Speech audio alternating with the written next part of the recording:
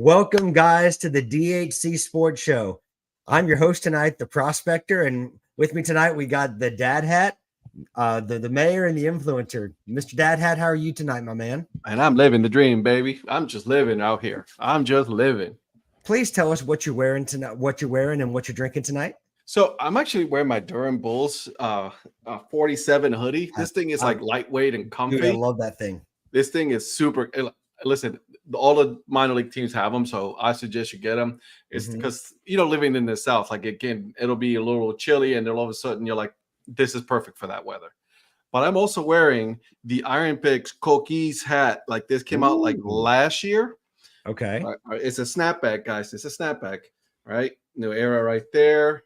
There it is, the flag right there. Look at the coquille. But the best part about this hat, boom. Oh, nice. Look at that thing, man. Coquille, Puerto Rico right there. This thing it's one of my favorite. I don't wear this one too much, just because I want to make sure that I keep it nice and fresh. But yeah, this is my my hat. And then I'm going, since I got to wake up super early tomorrow, I got to go hang out with the boss. So, got to drink that water tonight. Yes, sir. Does Ed never not have to wake up early on a Wednesday? Well, I don't think he never has to not wake up early any day. The man's up at 5 every single day. Every day, bro. Every single day. Every day. I love it, man. Well, very good. And man, what's up, Val? It is indeed Tuesday. It is indeed the DHC Sports Show.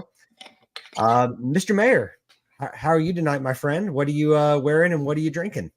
So, what are you actually wearing and what are you drinking? Well, I came in as you guys know, and I'll show it to everybody. I came in wearing that and freaked everybody out here in the pre-show. Were you meditating like oh? That's good. It's funny. Down east in Kinston, they actually sell Oatly milk bars at their ice cream stand. Which really? they were out of, but they actually carry them. So they're already a proud sponsor of Oatly there. But they're pretty much out of a lot of stuff, and I don't think they're restocking much of anything. They're not going to restock much of anything. I mean, I'm talking food too, like stuff like that, and all the helmets and all that kind of stuff. Word on the street in Kinston is that down east and Oatly are dudes. So it's But up. So, in honor of last night's bad experience with my major league team, and kind of a shout out to our friend Kelly, I'm dropping the old school socks. I love that logo for that. I love it. That's a heck of a shirt. I actually picked this up in the Chicago airport on one of my trips back from Ohio. And I saw it and I was like, "Oh, dude, that logo is so sweet." I used to have that Dad hat with that logo. I don't know what happened to that hat, but it's one of my favorites, man. Hat wise, I'm wearing. Go ahead. I'm sorry. So did your merch guy in the Chicago airport get that for you? You have guys everywhere. So no, I just happened to see this one and I saw it and I was like, man, I just got to buy that shirt. I'm not a big Sox fan, obviously, but that's a sweet logo. The hat is a Chicago Americans hat. Yeah. It's got the I love that. Ooh, it has the Chicago flag on the side. It's got the Chicago flag on the side. Ooh. What brand hat is that? It has to be American. This is a Rings and Crowns. Okay, yeah. Is that one of the ones that they sell at Lids? Rings and Crowns. Yeah, I actually got this at Lids in Chicago on Michigan Avenue across the street from our hotel when we were up there October 2 years ago. So again, I saw this. I was like, man, I had to have that. Shorts. Phil, calm down, Phil. That's just a bad look. No matter what, there's some things that just cannot come back. And to tie the entire Chicago thing together, I'm going Chicago tonight. One of their affiliates, I'm going with the Cannonballers. Long baller. Yes, sir. Their long baller lager. So this is the light lager. The baller beer is their regular lager, and the new long baller is the light version. So I gotta try that one. This is fantastic. It's even better than the original baller, just because it's got a little bit lighter, a little crisper. Okay, so. All right. I gotta. I mean, you're a baller shot caller, so you know. Okay, and there is Eric with his face. Yeah. And speaking of people with a face, the man that can never smiling, the man that look at him. I got him to laugh. He couldn't help it on that one. He just couldn't help himself. Speaking of people with a face, the man, the man, the myth, the legend, the one that cannot stop smiling, the man that's on location, live at a baseball game, like he almost always is, about 100 times a year, Mr. Influencer. How are you tonight, my man? I'm doing well. What's going on, fellas? What's up? What's up, baby? What are you wearing, and what are you drinking tonight, and where are you? Wichita. I'm at home. Wednesdays we're starting a series against the Arkansas Travelers, AA of the Seattle Mariners. Former Wichita State standout star Brock Rodden is back in town playing for Arkansas. He's playing second base, so it's good to see one of the former Wichita State guys play for Arkansas. It's 6-2 Arkansas, bottom three. It's not looking good right now, but because Brock Rodden went to Wichita State, I have the Wind Surge. What's up, Thug Life? Yes, sir. Oh yeah, do that. Do the side slide. There you go. What's up, Thug Life? Side thing. That's a great look on this side. That's a great look. Wichita State, and then I have water. Very good. Well, in the words of Toby Keith, the influencer is shocking y'all. So. Thanks to Professor Hatter for the shout out about me having the best hat, though. Hey man, he got some. He just sent me a text message on Instagram about some hats that he just got. Those are some clean caps, man. I'm telling you. Talking about Professor? Yeah. Oh goodness. Well, shout out Professor. Shout out Phil. Shout out Val. Shout out to the chat. Ooh, man. Look at those. Is that like a Cubs Carolina Panthers crossover? Right, looks like it, but it's all baby blue with the dark blue on it, but it's clean. Wait, does Kadarius Toney have a link to the Chicago Cubs? We know about the Carolina Panthers connection. The mayor's guy, the mayor's running mate, Kadarius Toney. Which, by the way, now Tony. I got a root for the Carolina Panthers just a little bit. Found out that the head coach is actually Hispanic. Didn't even know that. Totally didn't know. Like until I saw him on TV speaking Spanish, I'm like, "Who's this guy, man? Who this guy is?" Well, they got a new coach, and certainly it's a new dawn in Carolina, right? So how is everybody tonight? Everybody good? Living, baby. Doing good. Love it. We're gonna be getting into a few things tonight. A little NFL, little MLB, little Olympics. So, hey, we were just talking about football, right? So let's go straight into it. We had the first slate of preseason games to play this last weekend, and obviously, other than Jameis Winston being the standout player across the NFL, it was really an interesting weekend, weekend of NFL games. And in fact, I believe there was one intra DHC sports show rivalry that took place this weekend with the dad, Mr. Rivera's Browns and Mr. 100 baseball games is Packers. I'm going to give it to them because I was going to say, so you guys, let's start with that. What did you guys think of that game? Obviously Jameis Winston being the standout, but other than that, what did you all think of, your team's performances? I'll be honest with you. I wasn't expecting much out of the first game of the preseason. You had Jameis Winston, who only played, I think it was like a series or two. I can't remember. And then you had DTR.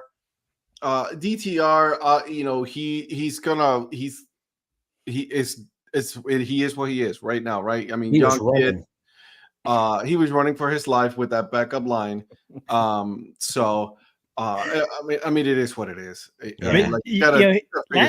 Last year, he showed some flashes here and there, but he's obviously not going to be a starter. Yeah, do you think they'll even keep him as a third stringer? Because most teams don't, or you think they'll drop into practice squad? I would keep him as a third string, especially right now, because we don't know what Deshaun Watson capability is right now from the shoulder injury, right? So, you know, like, I mean, because you have to release them and then sign them to the practice squad. But when you do that, you can run the risk of him signing with another team, right? Another team picking him up. So I think they're going to keep him. They're going to keep 3 quarterbacks because of Deshaun Watson.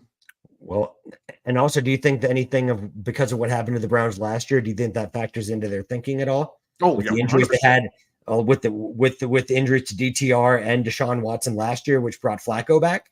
Which I'm surprised at the fact that Flacco is not the backup, right? With the team, because obviously he went to Indianapolis. He is the backup because Richardson is going to be the starter there. So, like, I really do not understand the Browns thinking of this. They should have kept him as the backup. They should have brought, because he wanted to stay. Yeah, he did. His first choice was to stay in Cleveland. Yeah. So again, I don't get it. But, well, let me ask you this, Ed, about DTR. Do you think it's a situation kind of like Joe Milton III in New England, where it's like he's too good to let him go because they think there's a little bit in him? I mean, it's not the exact same situation that like New England has, but I was gonna say because he could get a job somewhere else, they don't want to let him go for that reason. 100%. I mean, look at the situation in Baltimore, right? You know, same thing, right? They don't want to let him go because what's the backup's name? Like, Jesus, I can't remember his name now. For Baltimore, the Ravens, right? I just drew a blank. Talking about Hundley? Yeah. Hundley, right? He is good. He could be a starter somewhere else. Yeah. But Baltimore's be like, no, dude, we're gonna sign you to a good contract because we know you can, you know, you can play, and you know, anything happens, you're in. And then we don't have to change much of that offense because of the quarterback that you are. Ask Chase Daniel, like whenever he used to sign like big time contracts to be a backup. I mean, talk about being a smart dude, though, right? Yeah. You don't hurt your body. I mean, you're there, you're making the paycheck, and I mean, obviously most competitors want to play, but shoot, if you're gonna be known as one of the top backups and you just make the money and you just stay prepared. Yeah. I mean, shoot, you're still on an NFL team. Yeah. I mean, you're going to be making some good money. Yeah. Being a backup. So why not? Yeah. It's better than working a real job. Hey, man. And even if you're making the minimum, you know what I'm saying? Yeah. Like the league minimum to be on the roster, on the 53-man roster, dude, you're making good money. 100%. So, but yeah, I mean, DTR he's gonna be a backup, and he's gonna stay there as a backup. It's not gonna change. So, how do you think that Chubb's not being available to start the season? How does that affect you opening up? It's not. I don't think it's gonna be affecting it too much, to be honest with you. I think it's gonna be one of those situations where it's just, you know, we're gonna take it day by day. You know. All right, Mr. Influencer, what did you think of your Packers? You know, did you love the opening performance, or like, what were your thoughts?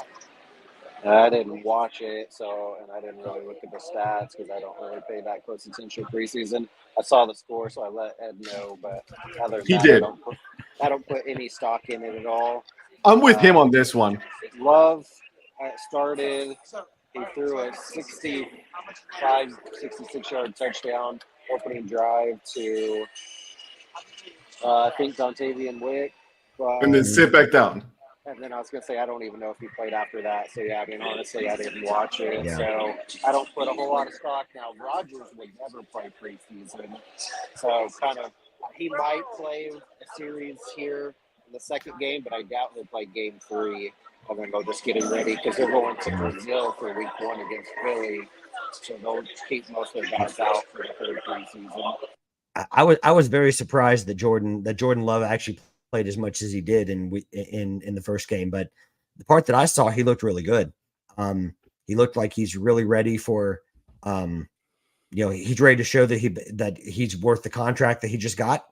It's a big year for him in Green Bay, obviously. That's going to be a very intriguing division with Detroit and with Chicago and Green Bay.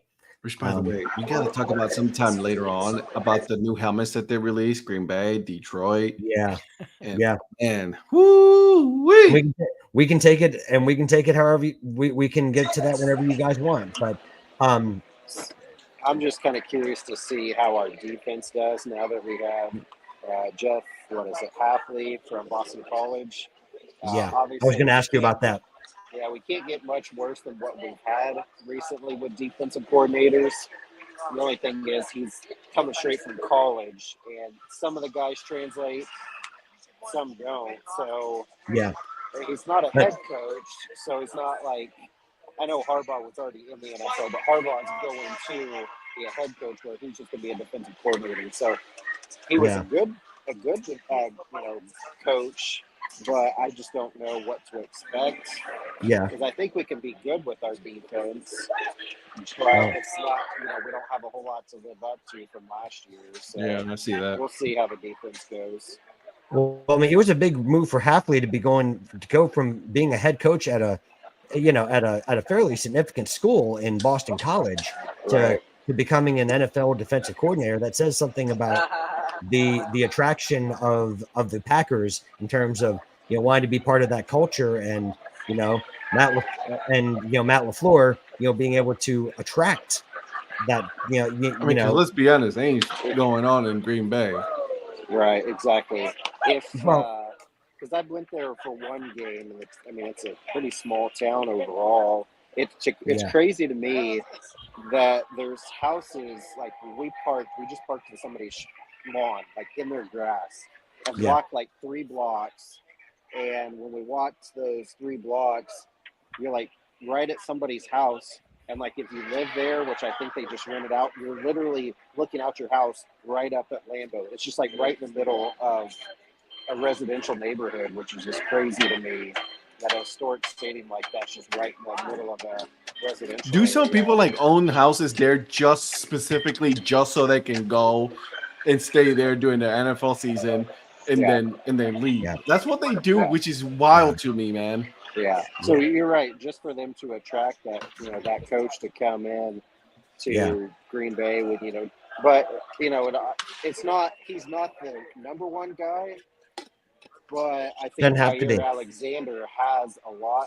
If he can, dominate like he can in the secondary, I think that'll help go a long way as well.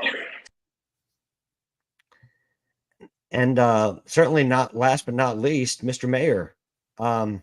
The Super Bowl contending Carolina Panthers.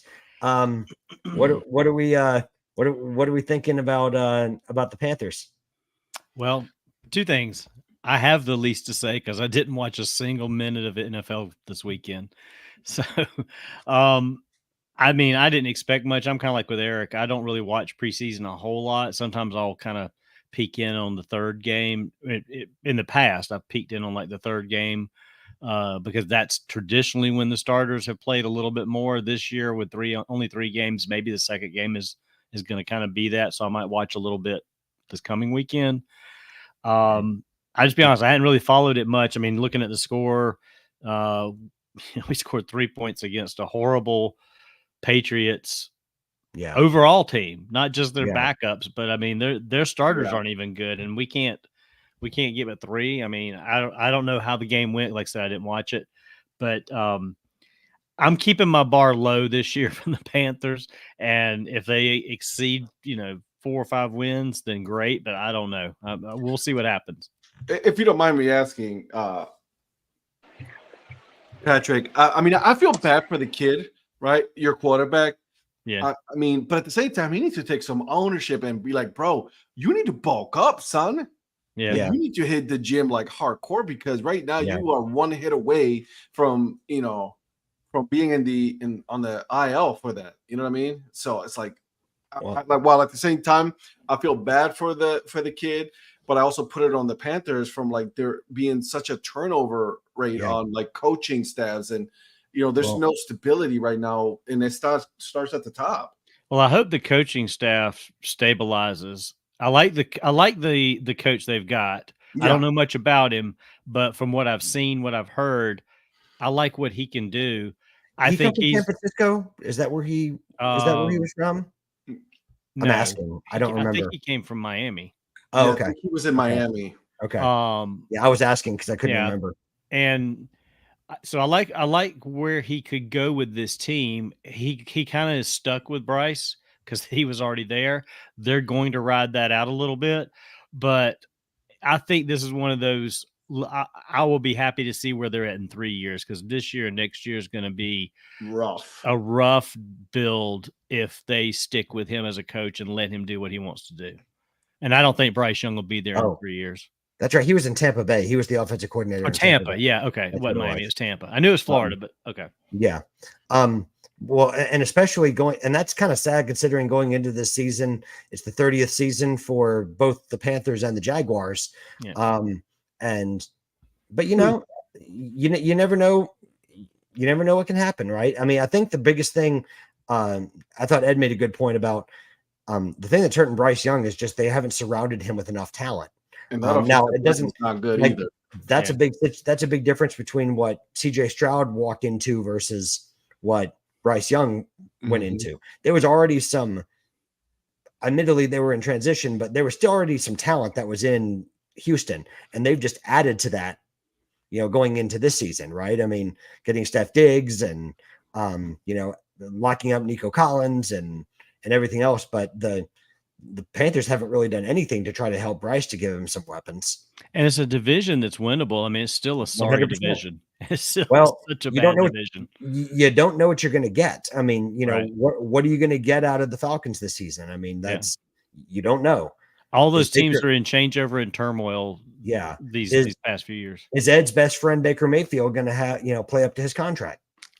I mean, let's not get ahead of ourselves there. He is your good buddy, so I don't know. I mean, we'd be upset right about now. Yeah. But as long as he keeps progressing, he should be okay. Yeah. Oh, that's good. That's good. Well done. Well done.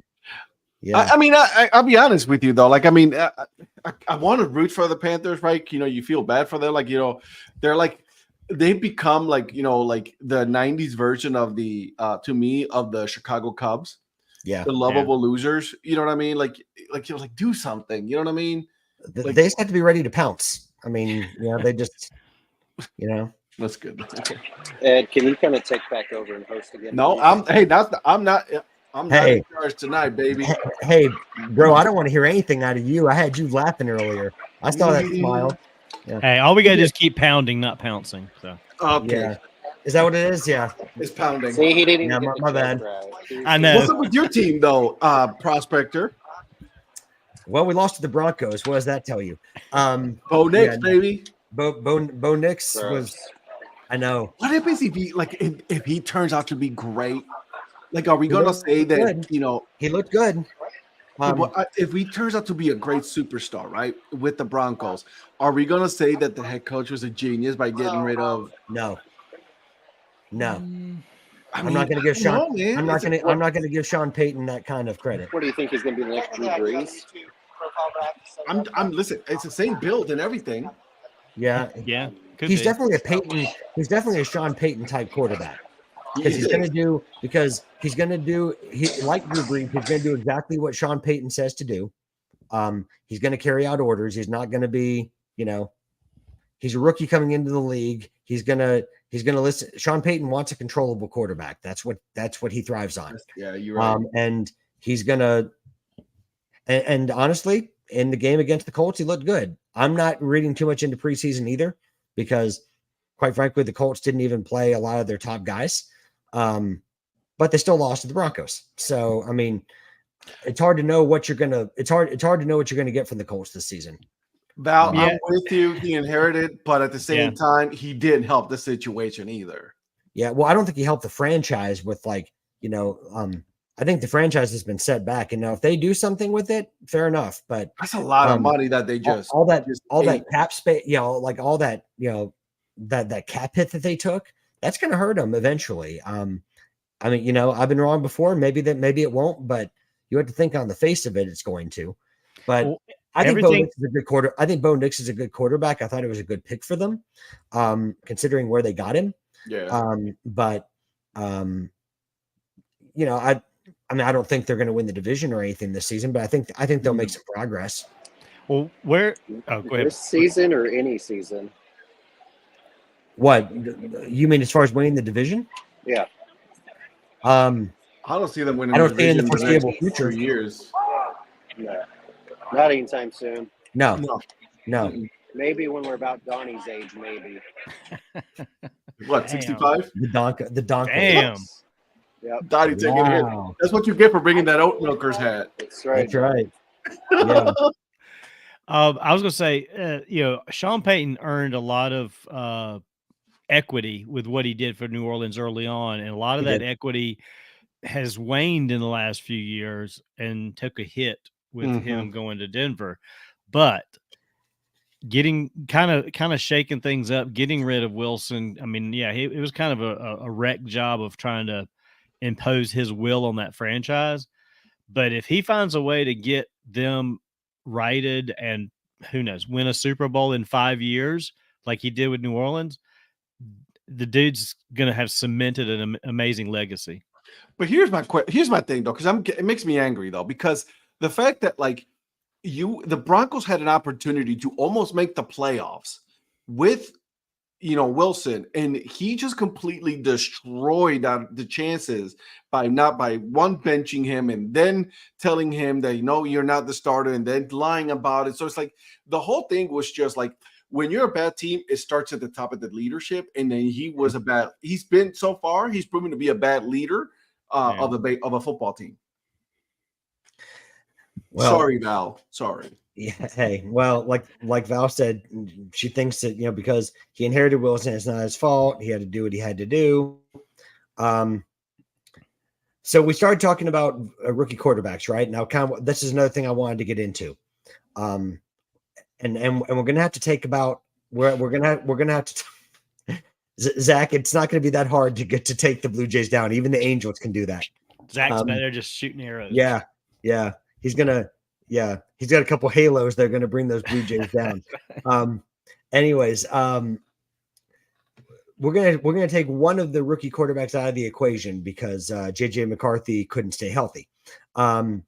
What if you had to pick one rookie quarterback coming into the season that's going to make the biggest impact for their team? Which one is it going to be, and why do you think that? Let's see, Mr. Influential. Let's start with you. None of them. None of them. Okay, that's an insightful answer. Definitely not in Chicago. No, I don't understand why everybody's high on him. I watched his not a lot. He had a great 20 minutes in the preseason, though. I mean, he's like the next. Wow. Like, I mean, he threw the ball to a tight end. It was so clean. Well, when he played up against Notre Dame last year, they tore him apart. They had like 4 interceptions, and they beat them really, really bad. Now, I know that was just one game, but then they just fell apart and the rest of the season. So, well, he fought on. I mean,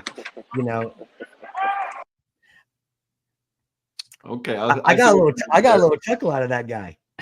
Look at him. Look at that guy. Man. I mean,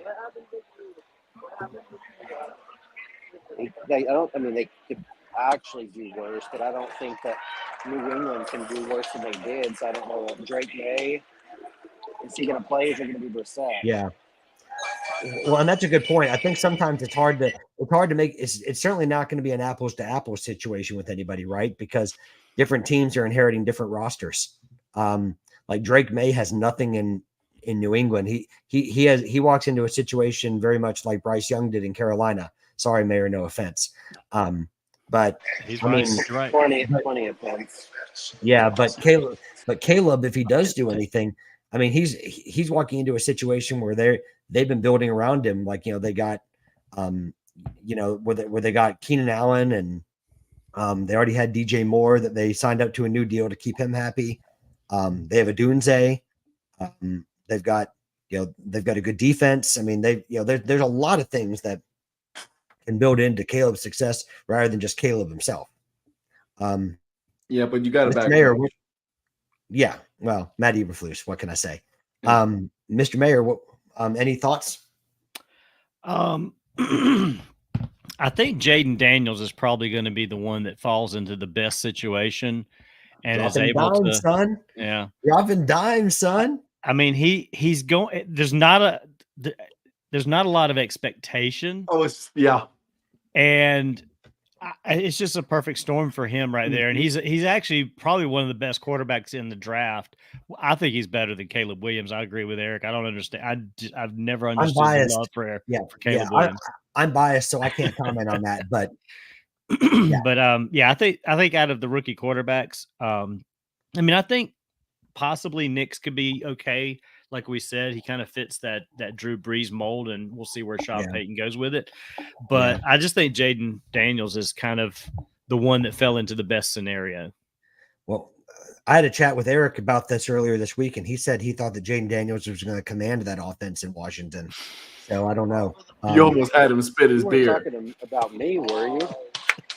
Oh, I was talking about you. Oh, because anytime I text you, you don't ever respond. So I was surprised. Is that what it is? Is that what it is? Yeah. Oh, okay. Donnie's good about responding to me. Ed, I don't really talk too much. He did text me something, but then Patrick just never responds.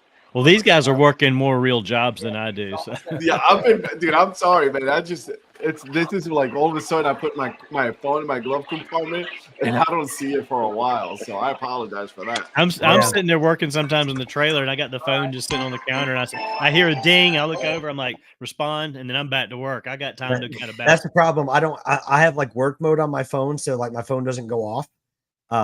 So a lot we got to of blow up his phone in order for him to answer. Got it. Yep. Or you can tell when he gets home from work, and then all of a sudden he just responds to everything for the day. He responds to something 6 days ago. Well, I mean, this guy eventually respond, you know. It's okay. It's all good. Hey, Dude, Donnie, I was gonna say, Donnie took my pick. I was gonna say the same thing, just because it was like they really hasn't one. They really have like anybody has really spoken about him, right? Or the team, they already have low expectations of the Commanders, so it's a perfect storm, right? So they can just coast right under the radar and not really do much about it. It's early days. He made a throw during that game. Just he couldn't have put it in a better place. Now, again, very small sample size because you can't judge off of a couple of passes, right? But true. It's just an idea of what I liked it because I remember what Jaden Daniels did at LSU because I watched him so much. Well, yeah, you're an LSU guy. Yeah, and so just seeing where he dropped the ball he showed exactly what made him dangerous at LSU, and he was showing glimpses of that for Washington. And God knows the Commanders need somebody because what did they have? Sam Howell the third before that. I mean, it's like it's going to be night and day for them at the quarterback position this year if they have a guy step up around Jaden.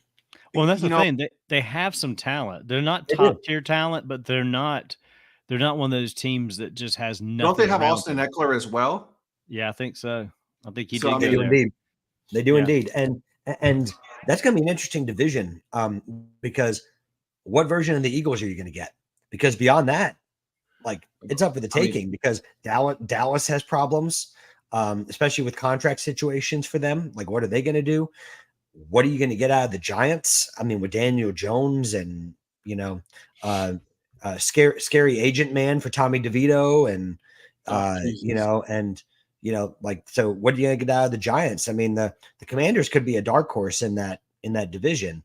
Now, for all intents and purposes, the Eagles talent-wise on paper should cakewalk that division, but I could have said that last season with some of the talent they had. And what does that collapse do to them though this season? Right. And that's a good point. Like, how is Sirianni going to react to that as a coach? What are you going to get out of him? So because Mr. Influ, that's a really good point because ending the season the way they did and that slump, including the playoffs, that you had to wonder what's that going to do because that's largely the same roster you're bringing back minus a few retirements and then the addition of Saquon Barkley. And his seat's a little warm already. So, I mean, he's coming into the season as a warm seated coach. So we'll see how it goes. Again, I mean, I don't slander a lamb. So like, I mean, listen, I think I'm in the same boat as you. Well, I know I'm in the same boat. I'm not a fan of Caleb. Like I'm at all. I don't understand the pick. Never have. You know what I mean? If he does good, hey, listen, I'll eat crow. I'll say, hey, man, he did his thing. I just don't think he's going to do it. Right. McCarthy was going to be like, we both talked about this earlier today, Patrick. That's like, you know what I mean? I never understood that pick. I mean, he was riding high with the whole Michigan thing, and then right. I think that's he's a product of his system, right? Yeah. So Michael Penix could be the one that could be like, coming out of nowhere just because. And there's a lot of talk. Yeah, there's a lot of talk around that about how many games his cousin's given, which may be ridiculous in some circles, but some people are entertaining it. Like big Michael Penix Jr. fans, like the mayor. How many games does Cousins get? Like because the Falcons have a very tough schedule to start the season, right?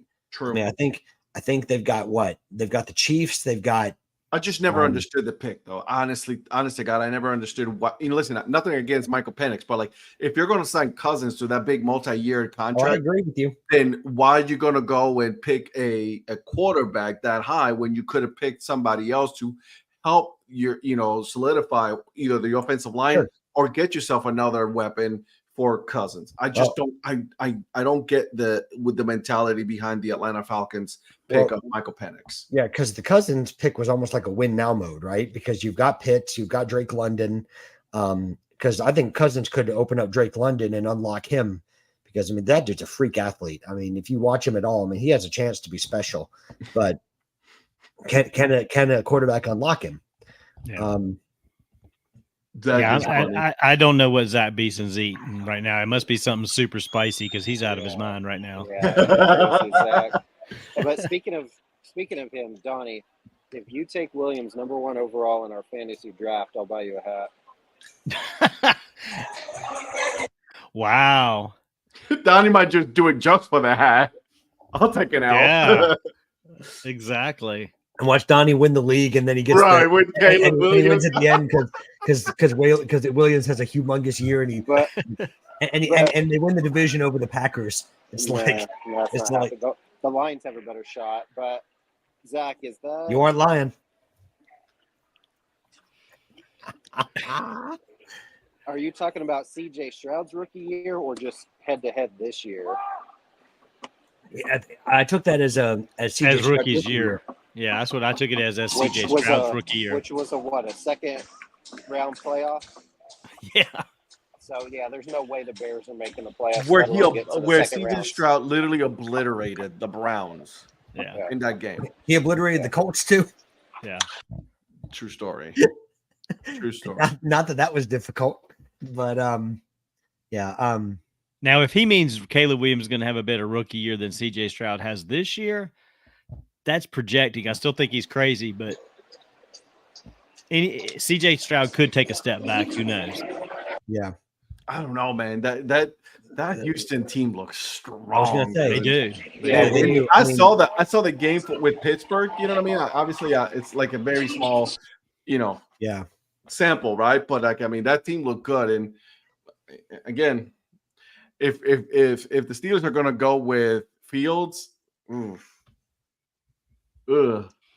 yeah. Well, I mean, it'd be great if he could just like if under center he could just hold on to a snap. I mean that might go a long way in helping the Steelers. So where does Zach want us to fight him, man?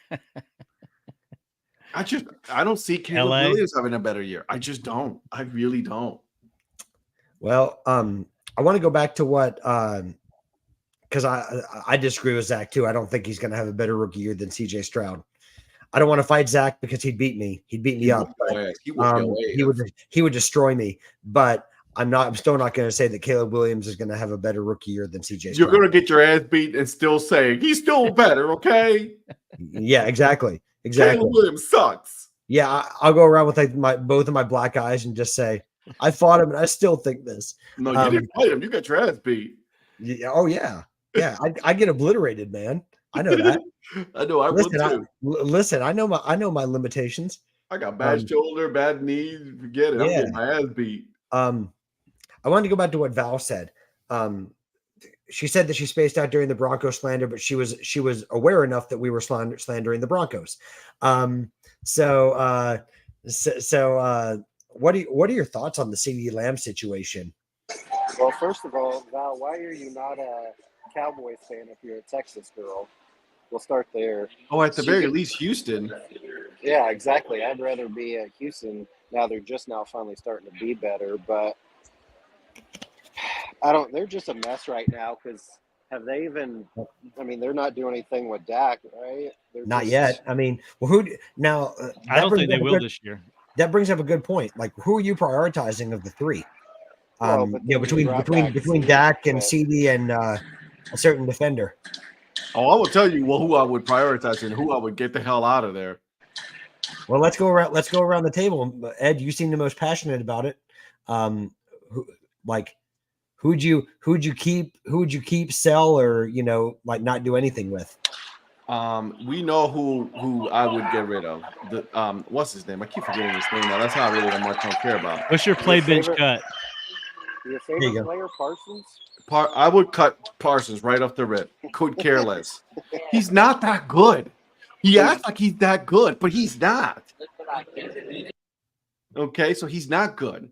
I'll be honest with you. I think CeeDee Lamb, I would prioritize CeeDee Lamb first, and then Dak Prescott, second, and then, distant, 185th, Parsons. That's what I would do, right? I would bench Dak, start Lamb, and cut Parsons. I'm with him. Yeah, I think we're all. You guys would give Dak the money then. The problem is give CD the money. CD the money first. CD the money first. Yeah, and then go with Dak. The problem is Jerry Jones gets it in his own way, right? Like, I mean, after a certain age, bro, like his son should be like, bro, we're gonna need you to just go ahead and step aside, let us handle things because you're making a hot mess of this. Do we think that Stephen Jones is going to make markedly different decisions than Jerry? No. They should hire an actual GM. Maybe he might. I don't know. I'm actually. I'm not taking anything away from the Steelers. I'm not taking anything away from the Dallas Cowboys. Okay, he turned that franchise into what they are today. But to them, this is entertainment, and this is not football. Okay, let's be honest about that. This is entertainment for them. This is all about getting the most value, and the most money out of that whole area where they're at. They don't really care about winning championships because they haven't proven it this whole time. Right. My takeaway on Stephen Jones is that when Jerry's gone, Stephen will let the football people take control of how that thing's run, and he won't be like Jerry. I don't think he's going to interfere, at least not to the extent. Yeah. I don't think he's going to be in the spotlight like Jerry, on the radio show and all that. I think I just think he goes along with his dad right now because it's his dad. He's not going to go against him, but that's his piggyback. Yeah, exactly. I mean, you ride that. You're like, whatever dad says, that's what we're going to do. I think when dad's gone, he's going to sit back, count his money, and let somebody else make the football decisions. I really do. And that's when the Cowboys will probably be their best. Patrick tries to act like my dad, and I go against him. What's that? I said, Patrick, you try to act like my dad, and I go against you. I try to act like your dad. Yeah. Did you see that question or that comment by Val that she said she fell in love with Jay Cutler? Why would you absolutely do that? That dude was hot garbage. Hot garbage in Chicago, hot garbage in Denver. Yeah. Why? Come on, Val. Did he try to make a comeback too on top of that? Yeah, well, Miami. Forgive her, guys. She was jaded. Okay, so how long ago did Jay Cutler play there? Because she had to have been like 8. Golly. Yeah, that's probably because I was going to say Jay Cutler went to Vanderbilt, right? Yes, and I've never even heard of him when he got drafted like 12th overall. I'm like, who is this guy? And he was just hot garbage. No one knew who that dude was. His biggest contribution was that he was married to Kristen Cavallari, from the Men TV, from all the MTV's The Hills or whatever it was. Yeah, I love The Hills. Yeah. And then before that, Laguna Beach, she was like the. Yeah. The fact that you know that is kind of scary. Whoa, that's my show. Whoa, we got to pause a second here. Okay, this guy has I don't watch anything about baseball. I've never seen The Office, but he's a fan of The Hills. Oh, Come yeah, on, for sure. Yeah. come on. And The Hills reunion they brought back here the last couple of years and everything. Yep, watched all that. Yeah. They brought everybody back years later. And the only thing I watch on MTV is Ridiculousness. And that's late at night. See, look at that. She was 13. 13. Okay. All right. Yeah. And he was probably hot. So, to her. No, Yeah. he wasn't even that. Val thought Well, that the 13-year-old Valley probably was. I love her now, and her new boyfriend is so woof. Oh, goodness. Wow. We have officially gone off the rails. Nothing but quality here on the DHC Sports Show. Right, for real. Nothing but A+ entertainment coming from us. Hey, this is what happens when you go 90210, man. Oh, It is. right. And by the way, just want to point out, I forgot to mention this earlier. Keeping I do logos in apologize. place. But Eric Lichtenberg, greetings from Target Field. Twins are putting a clinic versus the Royals. Ooh. Yeah, because they started Zebby Matthews, who just got called up today. He was pitching here in Wishaw, just like. Do you want me to tell you the score? No, I know what it is. Okay. You can't beat them. My son's over here like, oh, we have Seth Lugo going. I knew we would lose this game. We're going to lose tomorrow because we're going against Bailey Ober, even though we dominated Ober. Yeah, we're going to lose we're going to be in half game up on the wild card. But no, I know what the score is. I've been watching. Okay. Just so you just want to. How about the Oakland / Sacramento / Vegas beating on the New York Mets right now? Well, but did you see Detroit over the Mariners? Last I saw it was 15-1. Did you see yesterday's the White Sox over the Yankees? Yeah, that's the first time anybody's given up double digits to the White Sox. Okay. I got a quick question about that, not about the score, because I watched that game.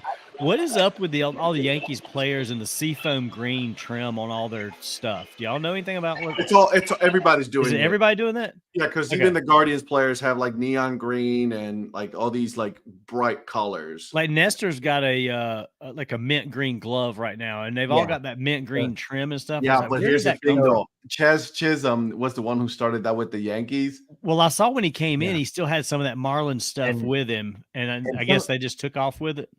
Oh, well, and some of them have deals with, like, for example, Vlad Jr. has like a deal with Jordan Brand to where like he has like a bright pink, like elbow guard and like batting gloves and everything. And if you look really closely, some of his like friends do too. Like so I think some of it's just like personal, like, oh goodness, the influencers celebrating. Something happened. Well, I know look at that. With no smile, he just goes. Well, I know like Verdugo and Judge were last night. I mean, some of their stuff is Jumpman gear, and I didn't know if it was just a Jumpman thing or what. I just was curious if y'all had seen it elsewhere. Yeah, I haven't seen the mint green. I've seen the pink, but pink's my favorite color, so that's probably why I noticed it. I've seen the pink. I've seen the neon green. Eric's favorite player on the Guardians, Ramirez, wears the neon green. So Jose Ramirez. That's right. That's right. Hey, baby. so if you ever had a certain player that made you hate an entire team, it'd be Jose Ramirez. That gave you a good question. That was a good question. But I was wondering, were you talking about baseball or football or anything? Anything. See, I was trying to think of any sport. I can't think of any sport. I mean, I don't like the Lakers, but that's not necessarily because of LeBron. I mean, it kind of is, but he hasn't played a game yet in preseason. But I think Williams is probably going to make me hate Chicago even more than I already do, because I couldn't stand at USC. Yeah. Well, he wasn't good either. Yeah.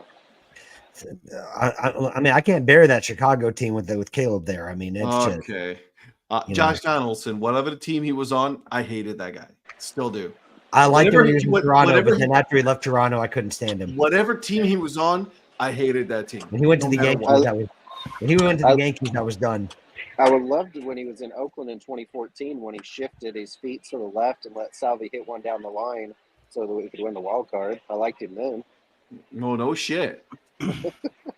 I can't think of a single like a player that I despised enough to not Donnie, like you the need team, to have some, or that I just despised like I just hate that guy.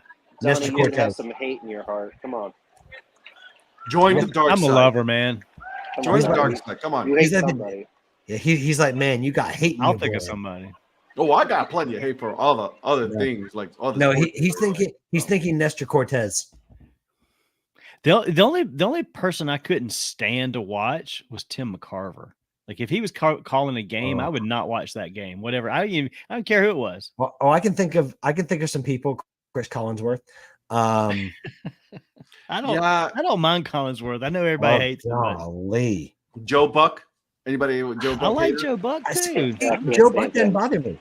Joe Buck He didn't doesn't bother bother me me either. No, Tim McCarver did. But I not got Joe. I got a lot of respect for Joe Buck when he goes like, honestly, I don't give a shit if you hate me or not. I'm like, all right, bro. Yeah. You got my respect on that. You know what I mean? And also the way that he handled that time he went down in the All-Star game and he went down to the All-Star locker room and then basically Jeter basically said, "You're not supposed to be in here." Yeah. Do you remember that one? That was so iconic. Him on And he played it off pretty well. Oh, this is a good one. I didn't think about this, but I'm with Zach. Jonathan Papelbon. Oh, dude is he's still a D-bag. Yeah. I can't disagree with that one. I mean, I never liked A-Rod. That's what sucked because when he came to the Yankees, I never liked him. And then I didn't like him when he was with the Yankees either. I just never cared for him. It didn't bother me when he went to the Rangers. If I'm honest with you, I mean, anyone would have taken that money. What killed me is when he went to the Yankees. It's just like, I don't know. Back at that time, it was hard for me to stomach everyone going to the Yankees. I'll just be completely honest about that. It was like back then they would just get insert superstar here, and you just kind of assumed they'd end up a Yankee. I mean, it's not the case now, but back when you had all stars like Mel Hall and big stars like that, the player who I don't like, I mean, the players who I lose respect for are those players that are like, for example, I'll give you a prime example. Francisco Lindor. I lost respect for him. Got it. Because as soon as he got traded to New York, he started talking shit about Cleveland. You know what I'm saying? Yeah. I can't blame him. Whatever, bro. But you know what I'm saying? It's like you're hating us like, oh, my name is Francisco, not Frankie. Then why didn't you say anything when you were there? Right. You know what I'm saying? Yeah. And then that's the kind of thing I'm like, all of a sudden when they asked, I was like, hey, what do you miss about Cleveland? I'm like, winning. I'm like, well, you know what? You should have not asked to be, traded.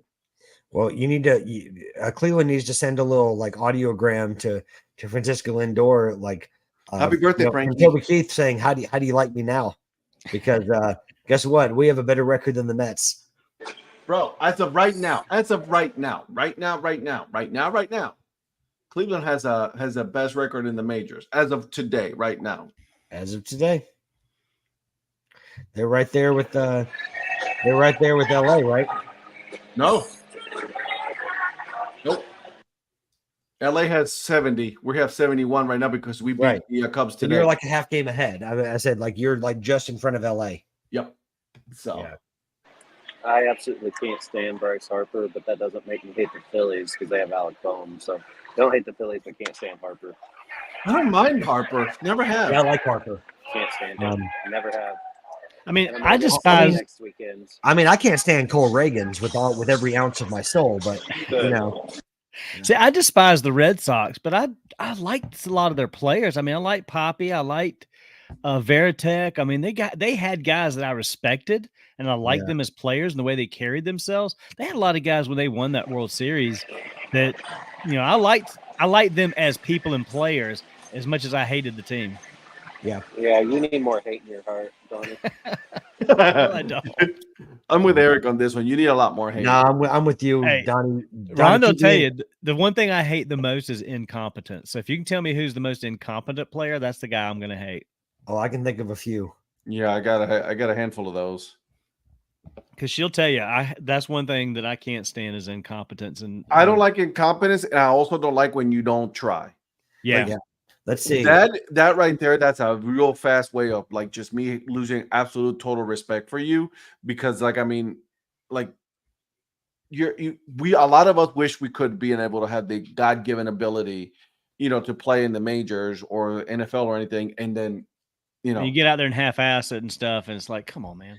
Yeah. I can think of an NFL player that's incompetent. Former Jamarcus Russell. Yeah. Yo. Yeah. That dude. Yeah. Wonderlic. Need I say more? Yo, that dude was. Yeah. Well, that's a guy that got his money and then didn't do much else. And I can say that because he went to LSU. Amazing arm in college, but then ouch. So I love this comment from Val. Y'all are so lucky to have J-Ram. He's quiet, low key, minds his business. Didn't he take a pay cut? Nobody stays in Cleveland by choice. He didn't really take a pay cut. He got a nice little hometown. He got a hometown discount. He gave a hometown discount. He got paid. The team got, was able to pay him, and I think it was a contract that was good for both parties. I mean, it just says a lot about him. It says a lot about the class of the player that he would. And that's around the same time that Lindor got super paid, right? And then, the contrast right now is absolutely crazy. And then when Bobby Witt just gets a monster contract, doesn't give a hometown discount, but J-Ram does. Wow. Yeah, you can tell who's second up to their co-host and podcast partner. Listen, Bobby Witt is going to get paid. That kid is going to get paid, as he should. Or just trying to wind you up, whatever works. Well, it's just like Donnie every time he's all like, check out this Cleveland Brown story. Check out this Cleveland Guardian story. Every time he sends something to Ed. Yeah, no, you don't have to suck up so much to him, Donnie. It's okay. Donnie, you keep doing that. Don't you worry about Eric, okay, buddy? Yeah, no. Listen. I like that Bobby Witt got his money. He's a phenomenal player, and actually, he didn't get an obscene contract himself. I mean, I thought he took a pretty reasonable, contract from the Royals. I mean, he deserves every penny he's getting, though. I mean, for what he does for the organization. Another guy that I would never begrudge having a humongous contract would be Salvador Perez. Sorry, that man. That man could take out Fort Knox, and I wouldn't blame him. Talk about a guy that I love as just a good guy in the game. I love Salvi. Val, did you guys beat Boston Force tonight? I'm looking at the score right now. Yeah, I'm looking too. The answer is no. Yeah. Well, I do want to ask Zach, how is that game going so far, my friend? What's a team that you just absolutely can't stand? What's the one major league team, NFL team? Mine is in soccer. I can't stand Manchester United. Oh, Cleveland and Dallas Cowboys and Chicago Bears. Yeah, Dallas Cowboys for me. And the New York Yankees.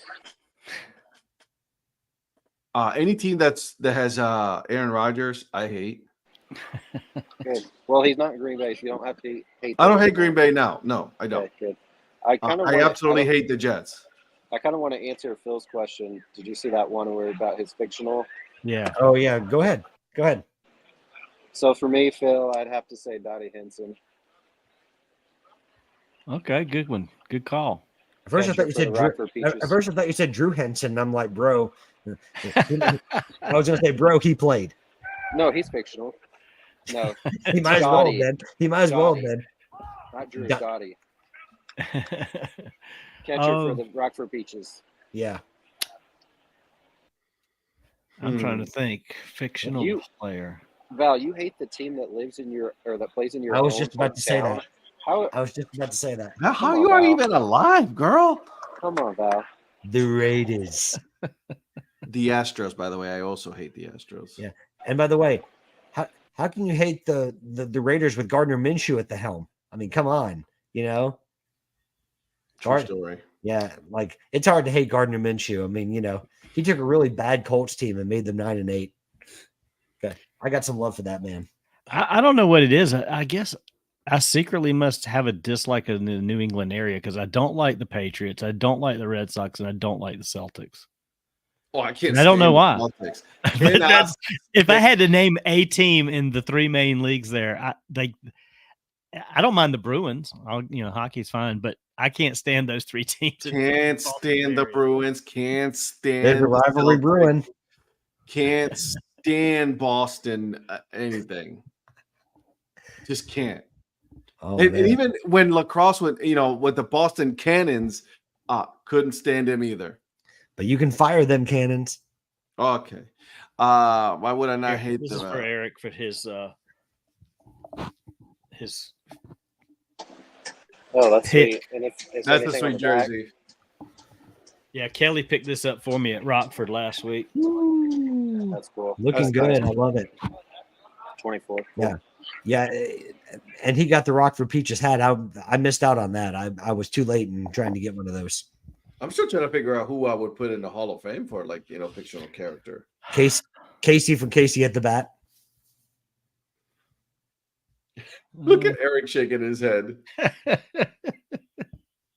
He can't even look at the camera. He's like, I know. Well, yeah. You know what? I love the way he silently judges me anytime I make any kind of comment. It's just,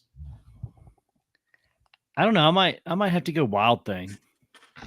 Yeah, well, that's a good one. That's a Wild Thing. That's a good one because he's always winning.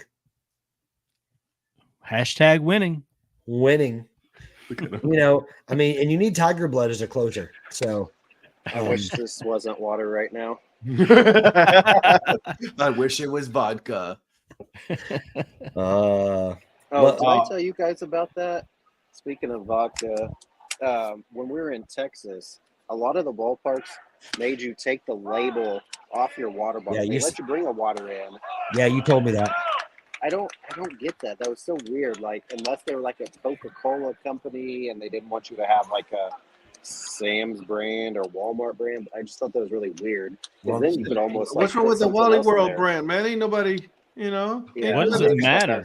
I just got Wally World brand stuff tonight, so I don't. No shame in my game. They let us bring it in, but I just thought it was weird. They're like, take the label off. I'm like, who cares? Yeah. They think you're going to get on TV and it's going to be seen or something. I mean, I almost think that's more dangerous. Like if you bring in like an unlabeled thing, I mean, who's to say it's not vodka? I mean, they don't want the situation to happen with the whole Prime thing. Remember that? Oh yeah, yeah. Well, I know that we've gone from like baseball to football, but I wanted to get your final thoughts on, real quickly. I know we're just past 10 o'clock, and Ed's got to get up at in 2 hours. But go to the gym, bro. Yeah, new job and everything. Wanted to get your final thoughts on the Olympics. I know we talked a lot about it last week, but what were your final thoughts and takeaways? Whether it's medal count and with winning the what were your thoughts on that, or what was your favorite event? What kind of your takeaways from the Olympics? What did you think overall? Great gun. That's all you need to say. No, I was kind of surprised. That sums it up. Yeah, I was kind of surprised that. I thought you were going to say Australian breakdancing. Well, that the women's basketball team only won by 1. I thought they would dominate more than that against France. But that was crazy, that ending where she hit a buzzer beater, but her foot was over the line. I could see it. I knew she was, but for them to just miss on sending it to overtime. But I thought, and so that's when we go back to talking about how they needed Angel and Caitlin there, because you know how you saw Steph there take over right at the end of the championship, the gold medal. Cooking, man. Yeah, it was unbelievable. But Caitlin, if you would have put her out there, she probably could have hit a couple of those threes like Steph would have to kind of push it away. That's what we were talking about. Like, they really missed an opportunity to bring those two, Angel Reese and Caitlin Clark, and they could have done a whole lot better. I don't want to hear about these like WNBA players like, well, we were thinking about, who jive better on the team and all that. I mean, that's BS. That's a whole lot of jealousy on those two players. That's what it was. Yeah. Well, I don't know about you guys, but I will say my favorite part, and I got a little choked up about this, is just could you feel Val's connection with the Olympics and how much she loved it? Right. I mean, I'm with her on the curling though. I'm all about curling though. I love that. I love how she really connected with the Summer Olympics, and whether it was breakdancing or canoeing or gymnastics or whatever it was, like I could just feel Val's passion for the Summer Olympic Games in Paris. So that's probably my favorite moment. I'll be honest with you. There's a couple of times, times that I was like, man, this is some good stuff. But then also question, why did we do this? The triathlon, why are you swimming in that river? First of all, that was like a bad idea, idea. Yeah. The one I was talking to you guys about, the women's cycling, the U.S. girl who won, who's only been doing it for less than 10 years and all of a sudden wins the Olympic, wasn't even supposed to be in that race. That was awesome. Right. I felt bad for Childs, still do. Jordan Childs, yeah. Because of she's getting stripped, coming to find out the person who denied the for Jordan Childs to get her bronze, he's a lawyer for Romania. Oh, okay. Yeah, so there's some controversy going on right now. It's and the arbitrator said that it wasn't reviewable, and it's yes, it was. Yeah, well, so it looks like this is going to be going on for a while. So that was that's a black eye on the whole Olympics when you guys were doing so good, and then you had to take it away from someone who worked their asses off for that. I feel bad for Jordan Childs, but I also feel bad for the individual athlete from Romania if they did indeed get it. I'm saying if it turns out that it does rule against Jordan, then you essentially had a Romanian athlete that didn't get a chance to have a medal and be done with it. But I guess my point is if it is deemed that the Romanian player, Romanian gymnast was supposed to get a medal and they didn't get a chance to have their spot on the podium, that I hate that for the individual Romanian athlete, not so much for the federation, but for that Romanian athlete. But I also feel bad for Jordan Childs now that she's had these highs and lows of, did she get it? Did she not? I mean, it's like you said, overall, I just hate the situation because it's a black eye certainly on the gymnastics part of the gymnastics governing body in the Olympics. Zach Beeson said the USA is going to own the 2028 Olympics in Los Angeles. Well, I mean, certainly in overall medal count, we dominated. I mean, I know we ended up with the same amount of gold medals as China did. Yeah, but they won the tiebreaker, the US. Against China. Mm-hmm. Yeah, but what did they ultimately get? Just because they won a tiebreaker. It's not gonna be that's just bragging rights. That's just pretty much what it is. You know what I mean? Well, even if we're the worst in the medal count, we would still brag because we're the US. That's true story. Fair. So what do we do then? As far as Zach's comment, everybody's like, you've got to extend the All-Star break or just give them 2 weeks off because we can't go into the Olympics bringing baseball back and not have our best players. They're not going to do it. I know. No. They should do a break. The problem is during this time of the year, right? It would be happening right now where a lot of the teams are trying to ramp up to go into the playoffs. I'm with you because soccer does it. All these other sports do it where they do a pause. All right, let's pause. Well, the women do it. The women do it at least. The FIFA on the men's side make sure that the men don't do it. Now they take a break, but or it's in the close season. But FIFA makes sure that the men don't participate in the Olympics because FIFA has way too much power. But that's just my opinion. Patrick, what do you think about that 1-0 win against Brazil for the women? So I have a personal connection to that because the women's coach now used to be the Chelsea women's coach, Emma Hayes, and I think she's the best manager in the world. What she's done with that team in just a short span of time, I was very impressed. Alyssa Nair, unbelievable save to preserve that win. It's just nice to see the women, getting back to the top. It was really nice. Is Nair better than Solo or Brianna Scurry? I think you can make an argument. Damn, yeah. Hope Solo, bro. Jesus. Yeah, well, to me, Hope Solo had a real fall from grace. She was good for a tournament, and then I didn't think she was as good in subsequent tournaments. And that's not that has nothing to do with her beliefs or anything else. I'm talking about purely on the pitch.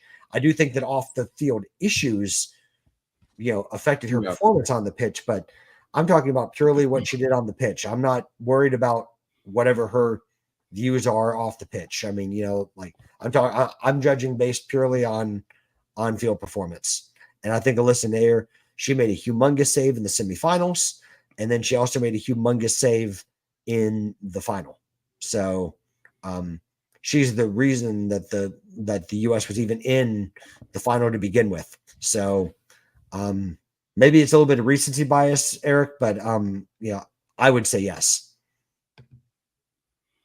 I just hate that they're one and done on the breakdancing, because I just want to see what happens in 4 years if Australia can pull it together. You're not going to put the best breakdancers in the world. Why are you even bothering? Exactly. I mean, it's LA. Well, that's where you should have breakdancing. Exactly. Well, and I want to see each of you, because if Australia can submit who they did for breakdancing, surely you three can make the Olympic I was breakdancing with my daughter before she went to bed. So, I mean, hey, I could have finished at least 15th. Yeah. So I could have finished with a half a point. Because didn't she finish 16th? Oh, yeah. So. Yeah. No. Okay. So I know that we're getting around the close to 10:15 here. I think it's about 10:12. So let's do the round robin. Let's see. I'm going to switch it up a little bit. Mr. Mayor, what you got going on this week? I have absolutely nothing going on this week. Good man. Fireflies are on the road. So I've got no ball games until like a week from this coming Thursday. So I've got nothing for like 8 days baseball wise. Did you have a good time in Kinston? We did. I mean, considering we only got to see 2 actual innings played. I mean, we got there and the gates weren't open. It was delayed. Oh. And we get in and it's like, okay, they open the gates. They're going to play. And we're sitting there watching for like almost 2 hours. And you could tell Myrtle Beach did not want to play. The manager of Myrtle Beach, he walked us out there twice in those 2 hours, and he's walking around shortstop and second base, checking the footing and stuff. I mean, they put so much drying agent down. He thought it was too much of a loose surface.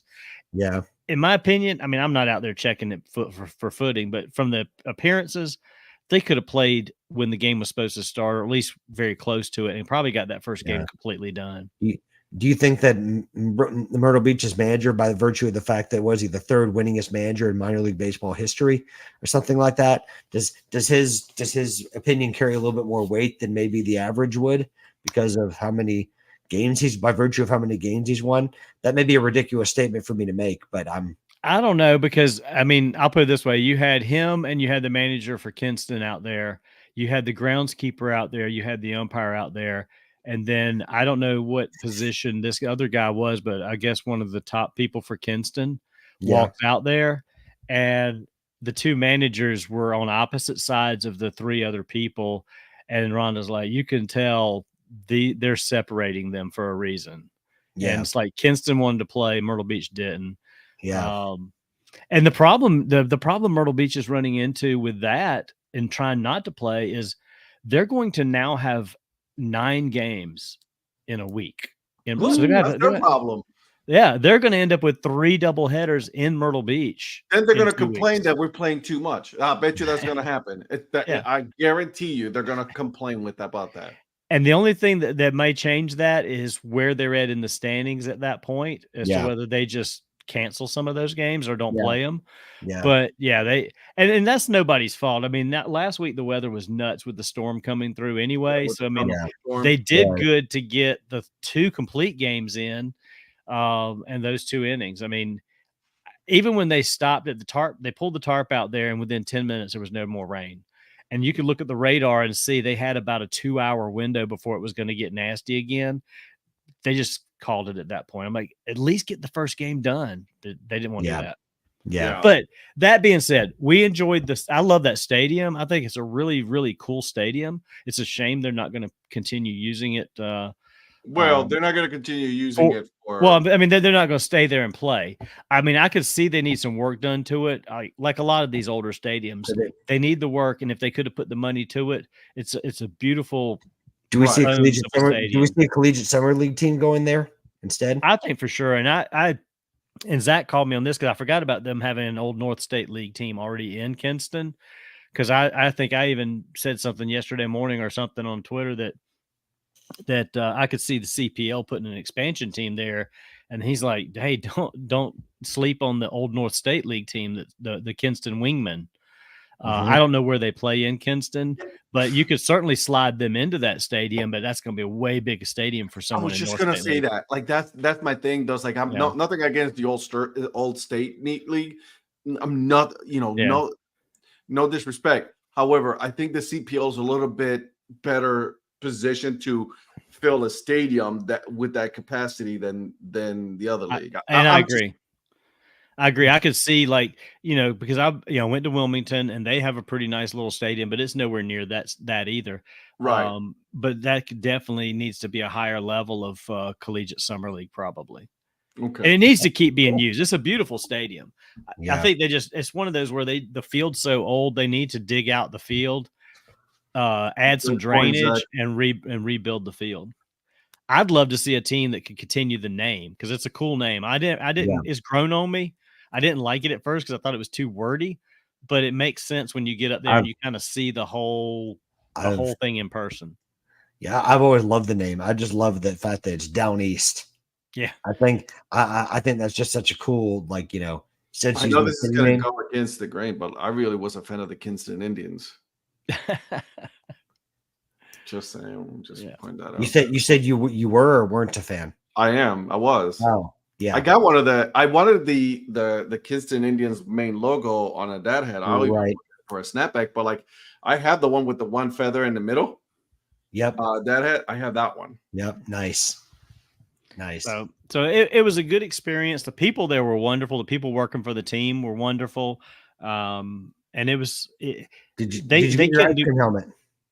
No, so I got they didn't have any more logo helmets. They had a solid orange and a solid green plain. And they're helmet, not going to get any more.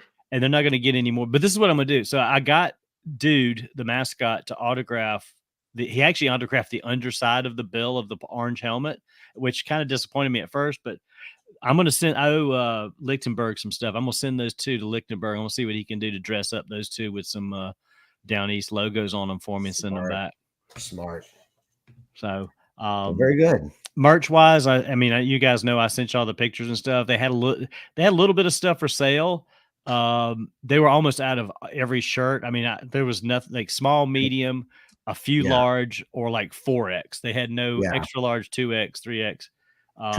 Trust me, I know. I tried to look about a month ago for different shirts, and then they had nothing that I could get. So. I'll tell you this: their website, they still has right in the middle 2024 scheduled Down East Wood Dogs. I mean, they still. I mean, they have not done. Yeah.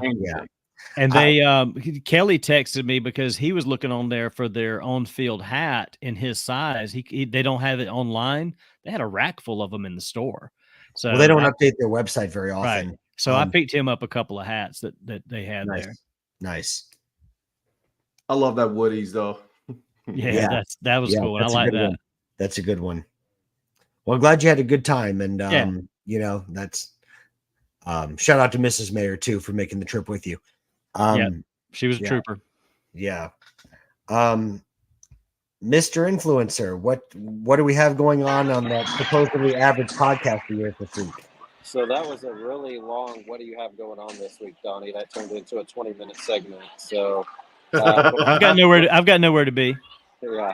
Before we get into that, I have some surprising news for Patrick here. So Friday is Bluey night here at the Wind Surge. Love Bluey.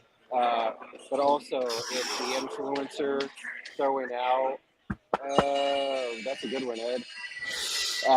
The influencer's throwing out the first pitch at the Wind Surge game on Friday. And also, who's throwing out the first pitch? the influencer. Oh, I'm so shocked that you. I'm so shocked that the influencer is going to throw something out because he's so average. Oh wait, do I sound convincing that I believe it? Wow. Hold on, I'm not done yet. I'm also going to be on the radio with Tim Grubbs, the Windsurge radio guy. So if you guys get a chance Friday night, I don't know the inning yet, but check out Valley Live or the Windsurge website and hop on and listen to the game because I'll be on the call Friday night with the Windsurge. Can't wait for you to mention it. Oh wait, no, you won't. Exactly. Yeah. Not going to. I didn't think so. So I wanted to give you shocking news I knew you'd be surprised about. But I'm just gobsmacked. The earned fun average tomorrow, Johnny and I, we are actually, obviously about a month behind, but we did an episode during the All-Star break where we just kind of talked about first half happenings with our teams and with the league, discussed the All-Star game and home run derby, and then talked about our predictions for the second half. Now, obviously, like I said, we're just now releasing it, but we had a fun conversation, just him and I talking about the All-Star break and the season so far. Okay. Very good. I'm sure that's going to be a very average episode. Yeah, we'll use that term loosely. And last but certainly not least, Mr. Rivera, what do you and Val have going on? Yes, your co-host Val. That's right. Going on. What do you guys have going on with the Dad Hat Chronicles? I mean, is it like someone fairly well known or something? I don't know. It's a small guy. Yeah. No name, please. Chef Gary, we finished our conversation. Really good conversation when it comes to the food industry, when like what they do in minor league games and all that. So it's pretty cool. Listen to it. It was a lot of fun. Started putting a couple more videos now that I'm a little bit settled into, I'm getting back into a groove with work, put some videos out there for the like trivia. So that was cool. This week, I don't have much else, man, to be honest with you. It's just been pretty low key, trying to keep it, I have a good one coming up for I'll say this, Buffalo Bisons. That's all I'm going to say on that. Okay. And as far as this question, both. Zach, that's the question of the night, just so you know. That is the question of the night. That is the question of the night. What about the Fayetteville Woodpeckers? Peckers. That's a good one. Oh, where's that? What about those down south Peckers? I wish they would have that one Woody's hat in a snapback. I might get it and fit it because it's such a good hat, man. I have it in a dad hat. Yeah, I've got that Woody's hat in a fitted. That's a good one. It's a really good one. It is. I wish the BJs had better hat. To be honest with you, they really don't have good merch. I think you know what? I almost came out with a joke, but I resisted because it would not go over well. I think Joe and I might try to go out maybe next year or something so we can see what they have. Yeah. I mean, the t-shirt is amazing. It's comfortable. So it was awesome. So, but yeah, that's all I got going on this week. We'll see about if I'm, Patrick, I don't know, we talking hats this week or not, Yeah, I mean, stay tuned. Ed and I will kind of talk about that offline to see if we can make something happen. No. Yeah, it probably means no, but we'll see. Yeah. Okay. Well, Ed, the liberal BJs have good merchandise if you go to a game. I might have to go get them on the podcast just so we can talk about the name. That would mean he'd have to come to Kansas. See, he's not doing that. So. Yeah, and yet he hates on me, but yet I've actually been to Wichita. Go figure. Yeah. What about Donnie? How's Wichita, Donnie? Oh, yeah. I'm working on getting there. I don't know what it's like now, but I'm gonna get there. He's gonna come next year when I'm not here. Yeah. 2 years from now, 2 years from now, he's gonna say those plans are very close to coming to fruition. Well, I've already told him 2026 is when I'm gonna probably be able to make it there for the round the clock. So I'm definitely going to do that. I think that's one of the first things I'm going to schedule in 26. Oh, don't worry. He's going to have his Prophet Palooza mini junior. More like 27. So, like that's 2045.